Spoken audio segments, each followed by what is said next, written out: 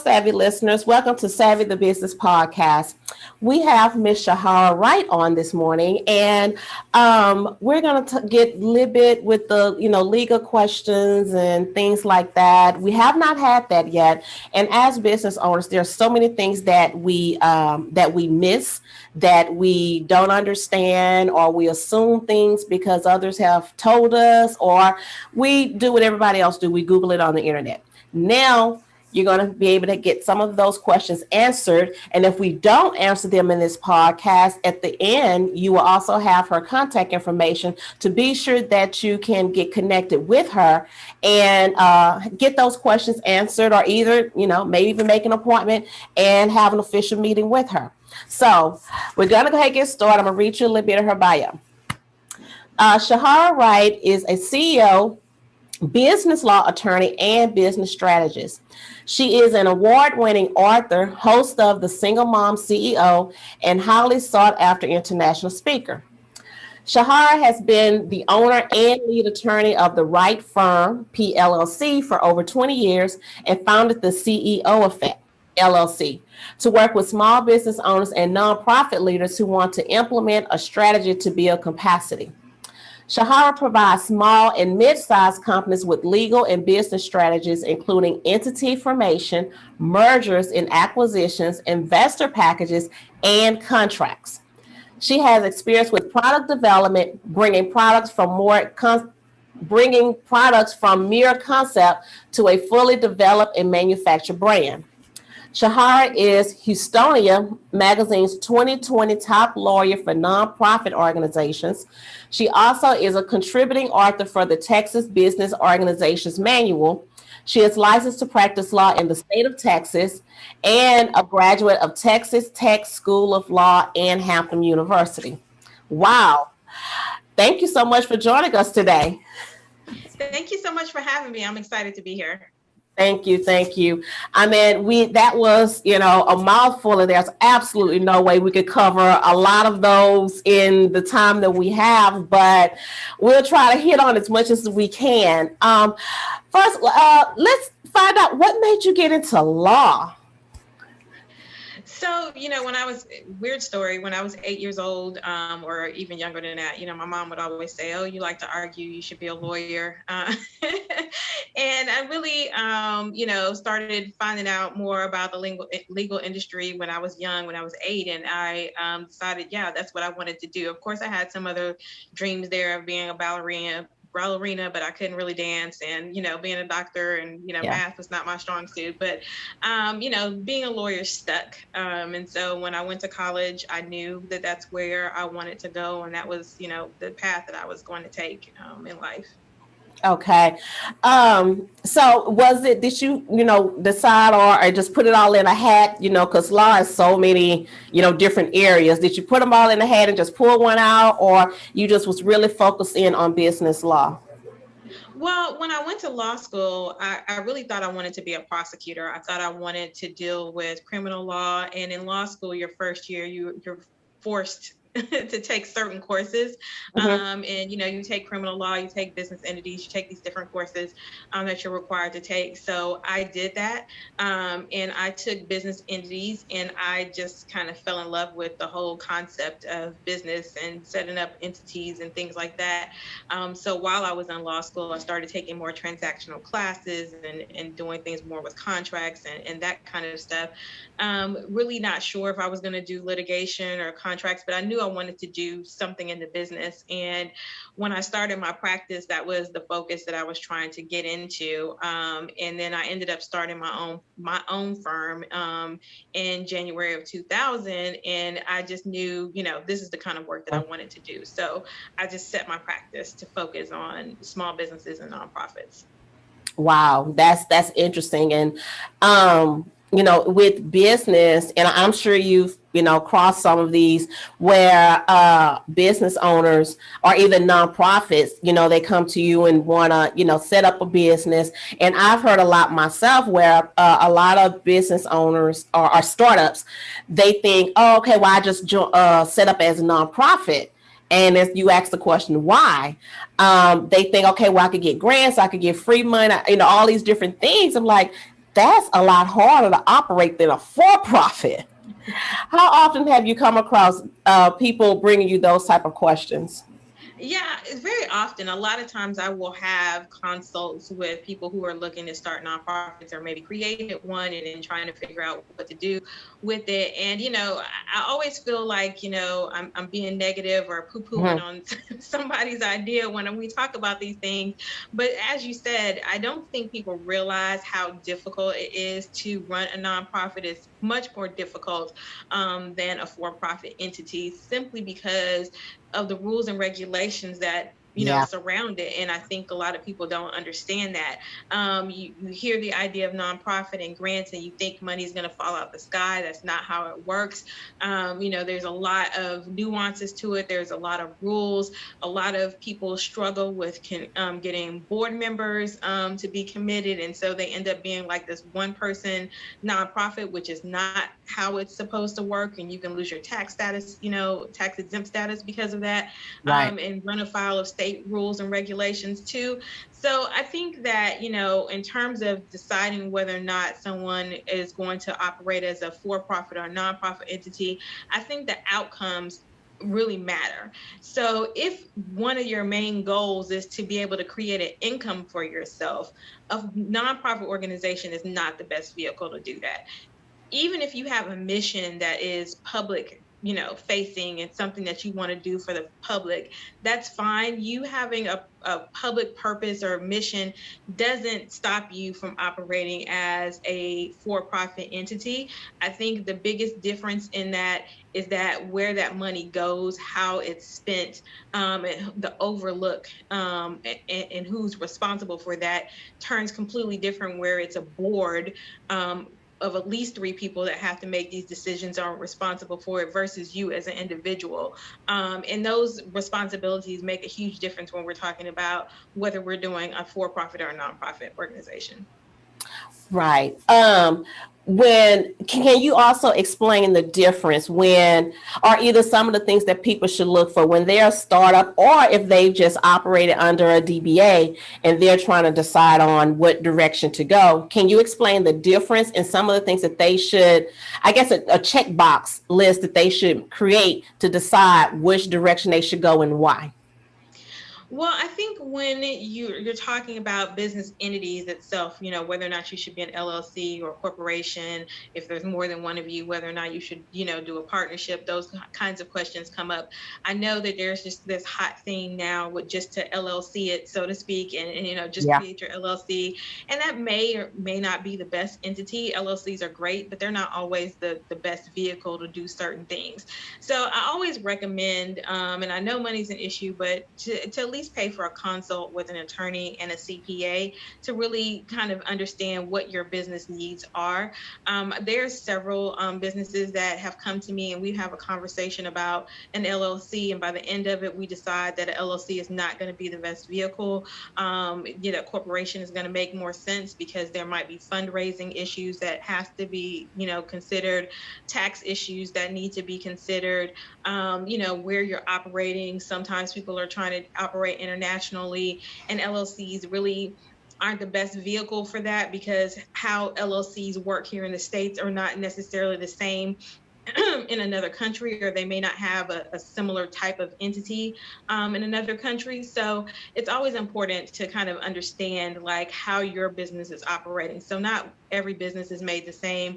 Not everything, can or should be operated in an LLC. So I think that's the first thing, is to really have a consult with a CPA and your attorney. You can have them both in the same. I like to be able to be in the same conversation with the CPA and be able to hash things out, so we're not kind of going back and forth. So I think your professionals will appreciate being kind of brought to the table, so to speak, to talk about those things.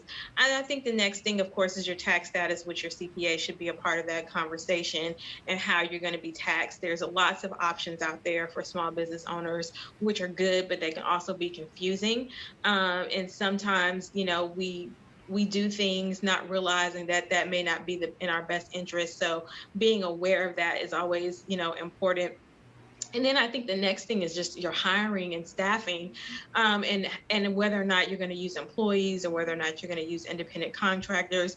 A lot of small businesses choose to go independent contractors because, it's less financially stressful, so to speak, in terms of, you're not having to pay taxes for them. You don't have these wage laws. And so it's easier to kind of grow your business with independent contractors, which is fine. But there are some things that you definitely have to be aware of, which is having contracts with them, making sure that, you're not treating them as an employee so that you don't end up, paying more later because you didn't classify them correctly.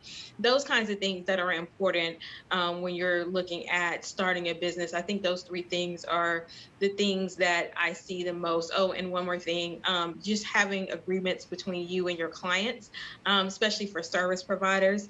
I think this is something that gets overlooked. They may have a small contract or just certain thing, or just say, I don't really have a contract because, I'm just, going to let it go.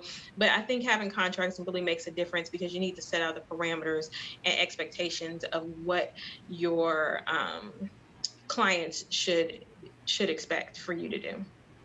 Well, I think that's a great, segue into contracts is, let's talk about that a little bit in depth with service providers.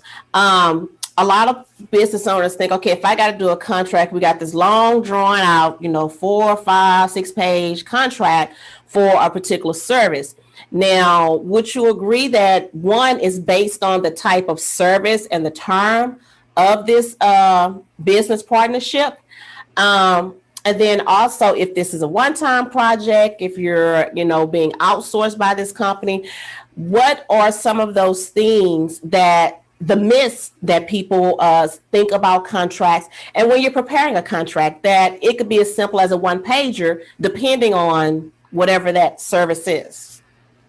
So I think the misconception is that that contracts are just easy, thought of out of the air. A lot of times people ask me about forms, and we'll talk about that later. And, do you have a form for this, or do you just have this simple contract?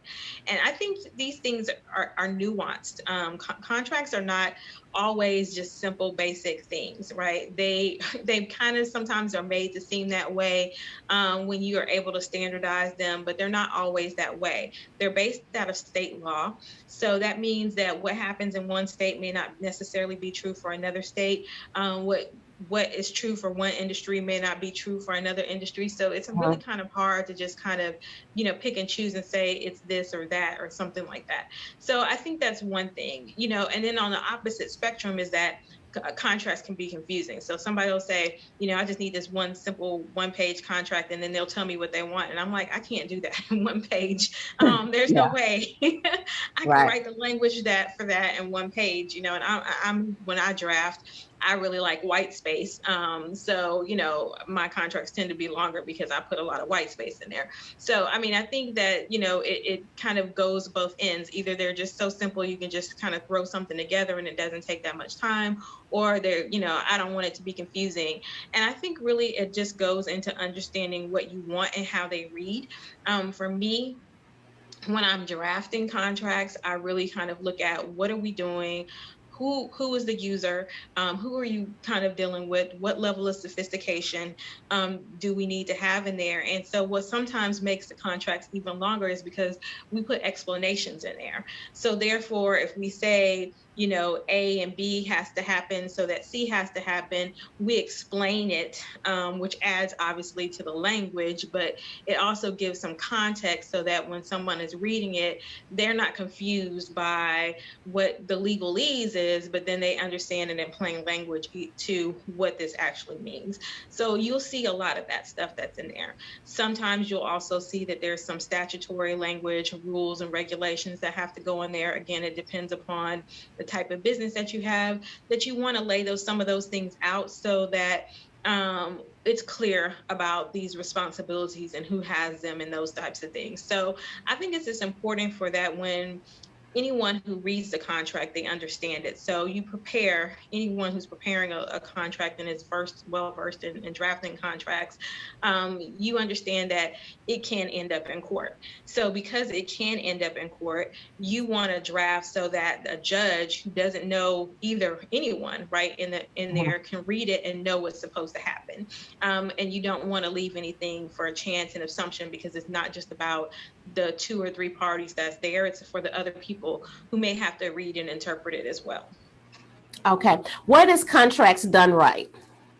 So Contracts Done Right is a template store, contract template store. We're going to be launching hopefully really soon in the next couple of weeks. And Contracts Done Right is just business templates, like we talked about, contracts that are available that we've been able to standardize and make it easy for business owners to be able to get their contracts, get something standardized, also kind of contour it to what they need as well. So it's something that we've been in the works for doing for a really long time, trying to make sure that we have good contracts that are based in law, but also that business owners can use that may not be able to afford customized attorney drafted contracts. Is this like a subscription membership or just a one-time fee? Yeah, we'll have a one-time fee. So basically you can purchase the contracts, just a product purchase. So you can do a product purchase on various different types. So we'll have independent contractor agreements, non-disclosure agreements. We'll also have, non-competes and various different types of contracts, packages as well, where maybe you need multiple contracts, and we have packages where you'll have collections and stuff like that available for you to purchase as well. Okay. And that's just straight off your website? Yes, that'll be on contractsdoneright.com, and that's Wright, okay. WRIGHT. Okay. Let's talk about mergers and acquisitions. For a lot of small business owners, I know this is something they'll probably either never touch, or it'll be many years before they do touch something like that. Now, with mergers and acquisitions, first, explain what each one of those things are, and the purpose of. Yeah. So I think the most important thing to understand with mergers and acquisitions is really just kind of what they say: a merger, 2 companies or 3 companies coming together to come together as one surviving, meaning in name, and after that, acquisition is just a purchase of a business. So it's, big words, but very simple terms. Very simple, right? Of what they do. I think this is something that a lot of small businesses don't think about enough, and really should kind of come to the table with the thought. We often, as entrepreneurs, business owners, really have an idea of things that we want to do. And so we just start, right? We just kind of start our thing and we go our own way because it's easy for us to do. But if you look at larger organizations and companies, and I apologize. Okay. What often happens is that they will buy other companies. They will bring other companies into the fold in order to grow. And so one of my favorite examples of this is Facebook. People kind of look at the ginormous thing that Facebook is at this moment in time, and what it has become what it is because it's bought other companies. So what Facebook does is they look at other companies that could be competitive with them, and they look at how they can grow. And so they bought WhatsApp, they bought Instagram, they've bought a couple of other companies when Periscope was out there a long time ago with Twitter, which is now dead and gone, right? When it was out there, bought another little known company and engrossed it, and now when we have Facebook Live, that's what they made that, right? So every time they kind of look out for their competitors and say, okay, who's doing this other thing, and they take in other companies, so they buy them, and so I think that that's something that we can do. Obviously, we don't all have Facebook money, but not all these companies are out there costing millions of dollars. There's other small companies out there. They're the owners may not be able to manage the company as well, may not be able to do certain things as well. And so therefore, it's easy for us to be able to purchase.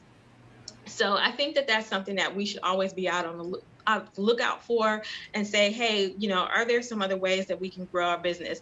If you want to add something to your company, you don't have to start from the new. There's probably other companies out there that you can acquire in order to make that happen. And then again, with mergers, look at your competitors. I mean, a lot of times I think we're afraid to really talk to our competitors and see what's happening going there. But there may be strengths and weaknesses that are going on that would make sense for the two companies to come together and be able to survive and do something more, especially in this climate when it's so hard to really survive on your own.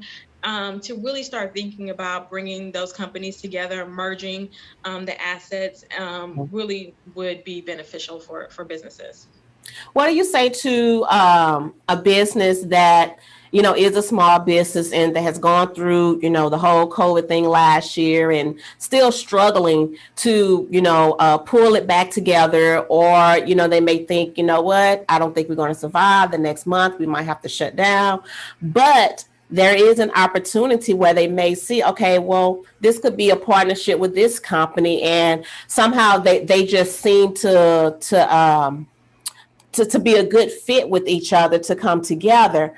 What would you suggest for someone to be that starter conversation to say, what, hey, let's talk about this, and, lay out, those bullet points of, the pros, cons, and maybe have that merger conversation? Well, I think joint ventures are a great thing to do. And that's kind of what I like to kind of say business dating in a sense, where you kind of come together and say, hey, we're going to do this short-term thing for a little bit, see how it works, see how we feel together. And if we like it, we can continue it. If we don't, then we move on, and no hard feelings. And so I think the concept of doing a joint venture would really benefit things. You think about, you maybe have two different coaches, one who does business coaching and somebody who does financial coaching, and maybe they're both struggling for different reasons, or maybe one's doing really well but they're lacking one thing and the other. Well, you can come together for a particular purpose, a conference, or a webinar, or a package maybe you do together, and put that out there and see how it goes, see how you're able to work together, see, if it's something that works well. And you can do that through a joint venture, which is intended to be temporary, which is intended to be for a specific purpose. And once it's over, if it works, it works. If it doesn't, it doesn't. But at least you've had an opportunity to kind of fill each other out. So I think that that's kind of a way to have these conversations. I do that with other attorneys and professionals. Some of my nonprofit work, I work with another person who I do the legal work, but she is more hands-on with and does the consulting, and was a nonprofit executive director and does a lot of consulting. So there's some things that she can answer that I can't, because I've never been an executive director. So we do work together, right? And we come together and do these joint venture projects and things like that to be able to advise. And that helps. It helps, the clients, obviously, and it helps us to be able to take different aspects of our abilities and bring that together. And then, if once it's done, it's done. If you want to go again, you can. Sometimes that method just works for a period of time. And sometimes you realize, what, let's just come together and put our two companies together and work jointly and do what we need to do. So I think a lot of that comes into play. Do you have a plan to pivot your business? Come to the Marketing Studio. Not only will we help you create a plan to pivot your business, but we'll also help you to enhance your brand. The Marketing Studio. Go to our website, www.smginc.biz, or you can send us an email to media@smginc.biz. See you soon. What would you say to someone that may not want to really do a joint venture or merger, but they have the financial means to say, okay, well, here, I will, buy in, for a certain amount of stocks in your company, or here's so much money to help you get up and running, and it's a loan. It's a variety of different things that can happen with that. What if someone has a financial means and want to help another company? What would you suggest for them to look for before they make that commitment? And once they decide to make that commitment, what are some of the things that they should do to be sure everything's explained, there's no confusion, and just have everything laid out on the table? So, and for investors, I think it's very, very, very important to do your due diligence and your homework. And I would say this even with people doing it. To me, it's just the same as an acquisition. It's just not a full acquisition in terms of purchasing, a Okay. business. You're still acquiring some interest in this business. So, therefore, you need to do your due diligence about what's happening for this business. A lot of times, people will put in money not really understanding what's supposed to happen. I just read this other attorney was just talking about a client they had that gave $4,000 for a business. They said they were going to get a return in 30 days, and then of course the person disappeared. Well, that's kind of ridiculous, if you think about it. Like, what business Yeah. are you investing in that you're going to get a 30-day turnaround? It's just not going to happen. Not Yeah. even on the best of days that you're going to get a 30-day turnaround. If anything, most businesses, before you're going to start seeing any kind of return, you're looking at least 2 to 3 years. So, if something is having a quick turnaround, use some common sense and think about what you're going to do. Ask for documents. Ask to see whether or not they have their formation documents. Do they have an intellectual property? Look and see if they have their financials, in place. And if you ask for a profit and loss statement and they don't know what a profit and loss statement is, that's a problem. First sign. That's a sign, right? Like, Yeah. I'm like, what's that? Yeah. You got to ask for these things, and then get your CPA involved, to ask. I mean, a lot of times people don't want to hire experts. They don't want to hire attorneys. They don't want to hire CPAs because they're like, oh, it costs so much money. But the money that you lose because you didn't hire somebody is far greater than Right. spending the money. So let's just say you have to spend $2,500, between an attorney and a CPA. Well, if you're investing $100,000, that $25,000 isn't, significant in the scheme of things. So I think that that's important to ensure that you protect yourself. So I think that these are things that you have to really kind of think about, that when you're talking about investing, is it something that you're serious about, getting a return on and getting your money back? If you don't care, and if you give them $4,000 and $5,000 or however many thousands of dollars that you give, and it goes away and it doesn't bother you, it's like a gift, then there's other ways to do a giving vehicle that would be tax advantage for you rather than the investment method, I would say. So I think, doing your due diligence is the most important thing that any investor can do. Okay. Um, Now, what would you say to people that watch all of these reality shows that's out? We have so many that deal with business, and there are some real life business examples that they're going through on the show. One of them is The Prophet. I love watching Marcus, Yeah. but I love watching him. And there's so many more, Shark Tank and all these other shows that's out there.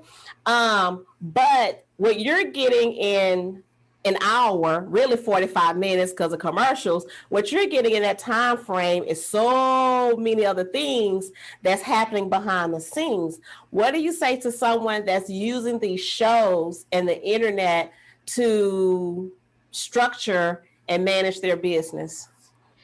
Well, as anything with reality TV or Facebook or Instagram or whatever, you're only seeing the pretty, right? You're seeing the pretty, and maybe for dramatic sake, you might see, a couple of minutes of drama. So I kind of like to use, if anybody has a house and you've done any home improvement, right, and you think you're going to have this simple project, right, where you're just going to redo the bathroom, and so all I got to do is fix some tiles, and then next thing you know, you've got a hole, or there's a water leak, or there's something else, and then you got to spend all this time trying to fix that so that you can do the whole thing, and the next thing you know, you went in thinking you're going to spend $1,000 and you've actually spent six. That's just kind of the reality of it. Business is the same type of thing, whereas never is as simple as it seems. Sometimes it's a little bit more simple. But most of the time, there's always these nuances. Nothing is ever black and white. I've been practicing business law for over 20 years. And even the most things that I think, oh, this won't be a problem, Right. you know, it'll turn into something because you're not dealing with just you. You're dealing with multiple people, multiple personalities in terms of the different people that are involved. Everybody has different needs and wants and outcomes. And so sometimes it becomes a lot more complicated because of the people that you're dealing with. A lot of times when people come to me and they say they want this, and I say, well, what is the other person saying? What are they asking for? What do they need? And you don't know. Well, we need to find that out because I can draft anything. But if it doesn't fit what the other person needs, all that's doing is creating more problems, more time, because we don't have something where everybody is on the same page. So when you're looking at these shows, they're interesting. I think you can learn some tidbits and lessons from them, but there's not like the experience of having to go through it and Right. understanding how it applies to your particular business, because you can still have two coaching businesses, right? And those two coaching businesses operate completely different from one another. Just because they're coaching doesn't mean that they are the same. So I think that these are very important things to understand, that you can't just kind of blanketly say this is this, and apply it to every single thing that goes on. Right. I mean, again, we can't, do as much as we want, within this time frame. But there is, when it comes to legal matters, regardless of your size of business, I hope that the information that has been shared so far, that you take heed to that. And if you don't contact Ms. Wright, you contact somebody to get some information, ask those questions, do a consult with them. And if it's within your budget, go ahead and hire some time with them to go through in detail of everything that needs to be done. And I can't express this enough. If you're going to do that, well, I'm not going to say if, but when you do that, you must be transparent, regardless of how good it looks, how bad it looks, because there's no way you're going to be able to get the help that you truly need unless you are truly transparent and give them all the details. Because one, you're wasting your money by just giving them what you want them to know in the pretty, and not saying, you know what, I screwed up, I did this, I did not do my due diligence, whatever it may be. You have to be transparent. Before we go, I want to see if we could go through some of the myths that you have, experienced working with, some of your clients, or some of the questions that's been asked with you. What are some of the myths that you can share with us and clarify? I think for business owners, the biggest myth is that if you build it, they will come. I think that's kind of like this big lie that has been sold to us, in a way. And while some of us are better at marketing than others, it doesn't just lay itself out there for you. No, ma'am, it does not. It You does. really have to go after it. It is Right. hard work. I don't know who originally said this, but I have a friend that always says it. I know it wasn't her quote, but it Yeah. takes 10 years to become an overnight success, right? I mean, you really have to put in the work, and it doesn't happen overnight. And I don't care how many Facebook posts you see about people saying that, they started a business last week and 3 weeks later they're a millionaire. These are just things that aren't Right. really real. Right. It's a lot of work. It's really hard. And the longer you've been in business, the harder it goes. I mean, I've been through 2 recessions, in my 21 years, of practice. Yeah. It's hard. And it doesn't get easier. It's always a new obstacle to overcome, but it is worth it. So I definitely believe that, it's worth doing. And I definitely believe that, being a business owner makes a difference. So there's that.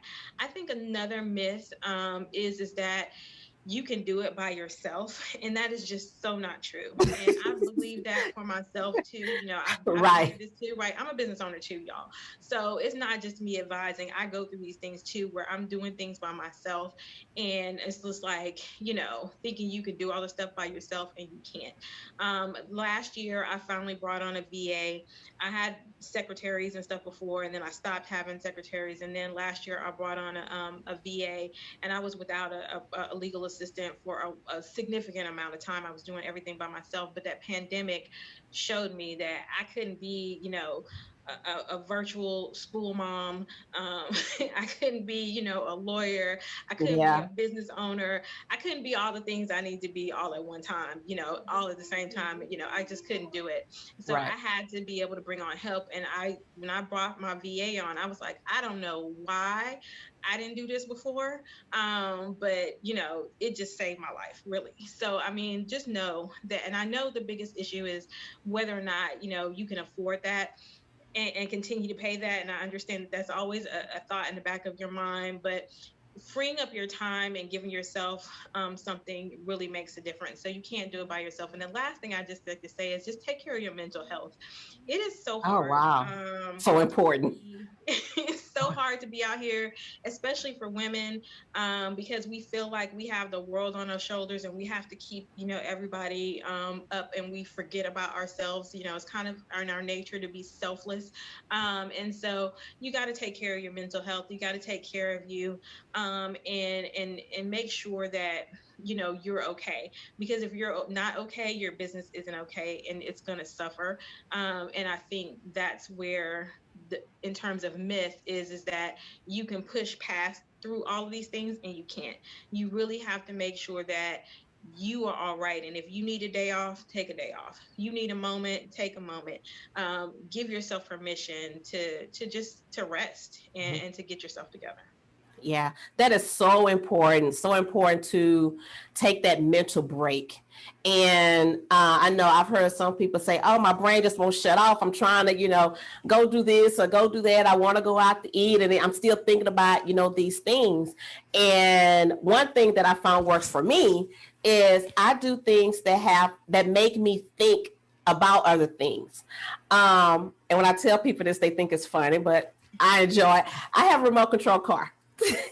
And I will go play with my remote control car, and I'm not thinking about business, because now I'm like, oh wait, I want to turn here, or I'm gonna do this, I'm gonna do that. You're trying not to, pretty much wreck the car too bad. So you're thinking about other things. So something, I guess, maybe some type of strategy or something. There's a game on my iPad called Bejewel that you have to think about, because you're thinking on matching the jewels, and smashing. So it makes my brain turn off from business, and it gives it a break. So, and the other thing is journaling. Sometime before we go to bed, it's like our mind is just like, it's like it's just going. It's like, oh, I'm trying to go to sleep. I want to rest. I'm sleepy. And I found that that's another thing too, of just doing a quick journal. And sometimes I don't even write a full page. It could be a half a page, a third page. It could be 3 pages. Whatever it is for you is what, you should do. So those are some of the things that I do to help me shut my brain off and to think about other things, and to give it that mental break of thinking about business and what I'm doing, or what what's coming up. It just makes me shut down. And for that little time of whichever activity I'm doing, when I do come back, you come back fresh. And then you can, it's like you just spill stuff out, it's just like you just like, da, da, da, da, da, da, da, and you're just putting it all out. So for me, those are some of the things that I do to help shut my brain off. So, and I wanted to share that simply because, I know it's easier said than done, but just to kind of give you some ideas of some things that you can do to, shut down. Because I know it's not easy. As much as we try, we could be bobblehead, dozing off, going to sleep, but our brain is still, so, I just want to share that. So let everyone know how they can reach you, connect with you, get contracts, whatever it is. What can they do to get connected with you and your firm? Sure. So you can go to my law firm website is thewrightlawyer.com, and that's Wright, WRIGHT. So thewrightlawyer.com. And that's also the Facebook page at The Wright Lawyer, LinkedIn at The Wright Lawyer, and on Instagram, it's The Real Wright Lawyer. And all of those are WRIGHT. You can go there and get updates on when the contract shop will open. We're hoping that it'll be open in the next few weeks, but that'll be Contracts Done Right. Again, WRIGHT.com. And you can go there and you can even sign up to get notified when the contract shop opens. And so we'll definitely do that. So you can contact me at any of those places, get in touch with me. I have contact forms, send a message or whatever, and we'll tell you how to set up a consult and all that kind of stuff. But I definitely hope you guys out there have gotten some great information and are, as you open up your business, that you definitely get professional assistance and advice. I think that that's so important. Doesn't have to be me, but definitely get somebody that's knowledgeable in business matters. Wow. Thank you so much. This was some great information. Thank you so much for having me. It was a great time. I enjoyed it. Absolutely. Do you want your business in front of an international audience? Advertise with us today. Savvy the Business Podcast. Send us an email at media@savvymag.biz. That's media@savvymag.biz. Send it today. Don't get left out. Okay.